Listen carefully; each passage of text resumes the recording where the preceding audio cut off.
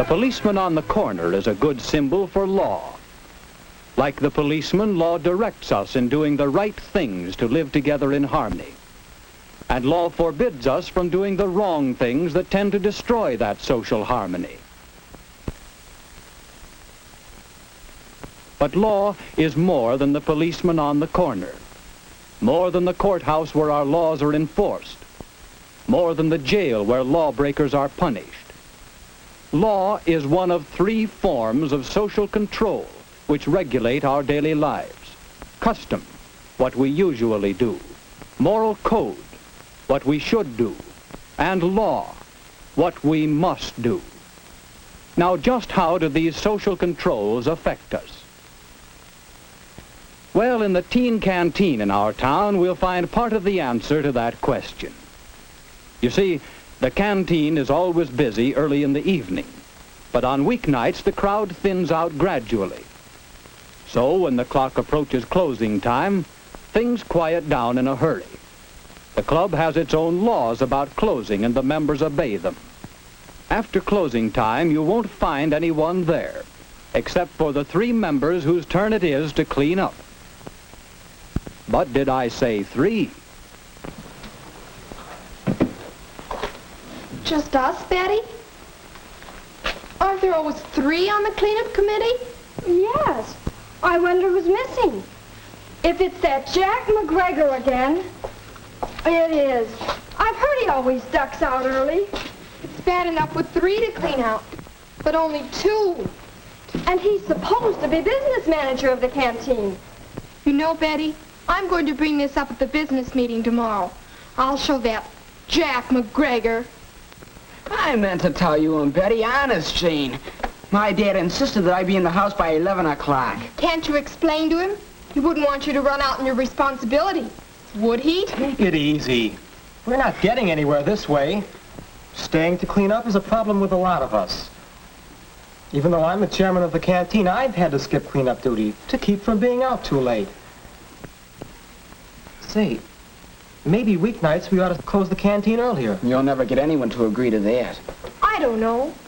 Maybe that is the answer. Tell you what, let's meet again when we can have our advisors in to help us work this thing out.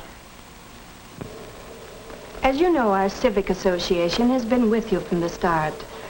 I believe I can speak for the association and as your advisor in recommending that it would be very wise for you to close the canteen on weeknights at 10:30 instead of 11.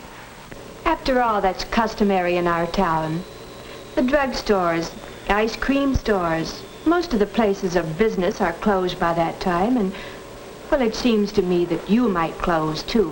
The theater stays open later than 11. But we're not a theater. Some people may question our behavior when we keep the canteen open till 11. I don't think it's right for us to stay out so late.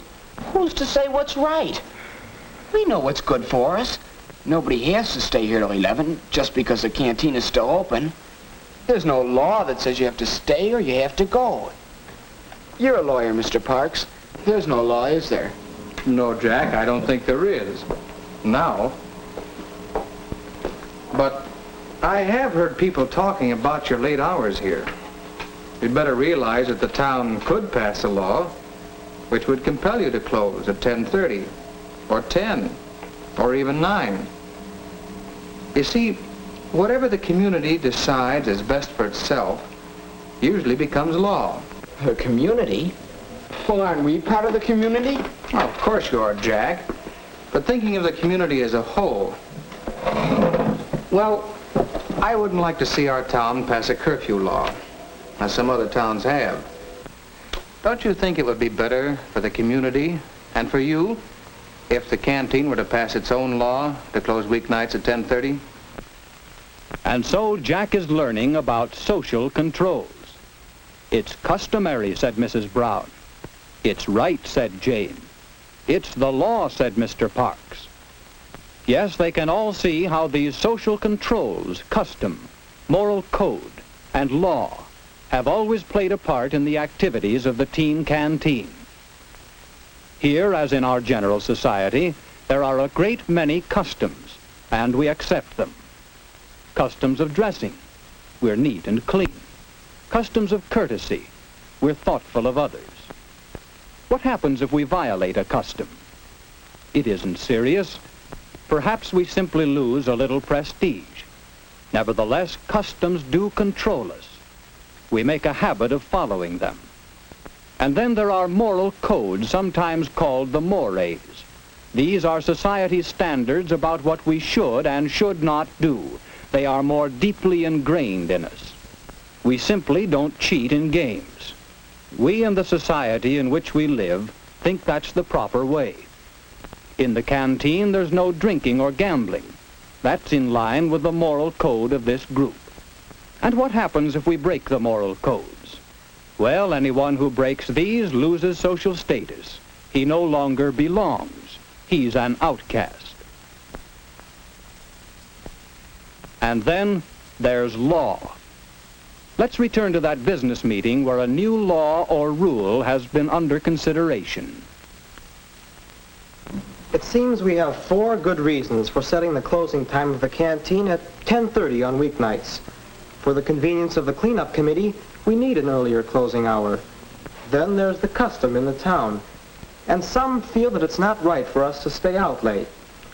Finally, we want to be sure that we stay within the laws of the town so that we can continue to govern ourselves without outside interference. With all these reasons, I'm sure the majority of canteen members will vote for 10:30 closing. What do you say? I think it's the only thing to do. I'll agree. Well, we're only advisors. You make your own laws. But I think you'll find that your new law is a good law. Law is a whole body of rules for our conduct made by representatives of the people and enforced by established means. We all know that there are many don'ts in the laws we make.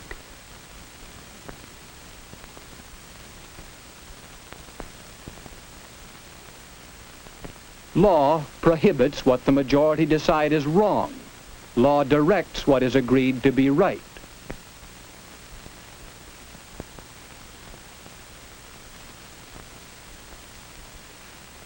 Laws require you to go to school so that you and society will benefit, and laws provide the schools for you to attend. Thus, every day you come in contact with social controls, with custom, with moral code, and with law. Suppose this were you. What social controls affect you? Well, in your family, and your school, and your church. In your whole community, there are customs and moral codes which guide your actions. Many of these customs and mores are enacted into formal laws. The town or city in which you live has laws which control you. There are state laws passed and enforced by state governments. And the federal government in your name makes laws which affect you. And we are hopefully working toward a still higher level of law, the law of nations united for world peace. You are guided by all these laws and controls.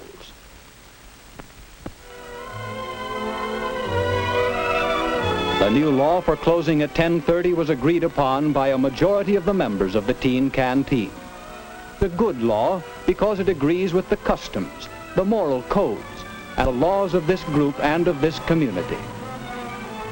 In a democracy, such laws and social controls belong to the people who live under them. These laws are yours, to make wisely, to change intelligently, to understand and live by.